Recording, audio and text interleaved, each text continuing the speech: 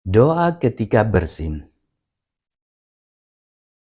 Di dalam Islam ada adab-adab ketika bersin.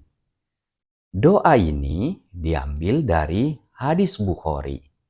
Orang yang bersin hendaknya mengucapkan Alhamdulillah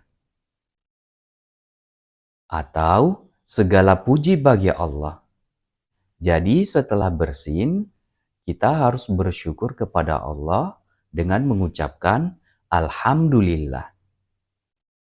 Kemudian, orang di sekitar yang bersin mendoakan saudaranya dengan mengucapkan Yarhamukallah.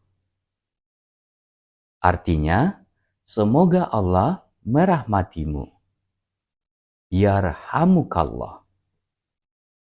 Kemudian, setelah orang yang bersin tadi mendengar teman-teman di sekitarnya mendoakannya, mestinya membalas doa tersebut dengan Yahdikumullah wa yuslih balakum. Sekali lagi, Yahdikumullah wa yuslih balakum.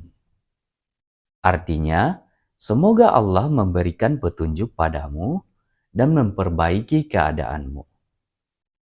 Begitulah adab dalam bersin dan saling mendoakan dalam Islam. Wallahu a'lam.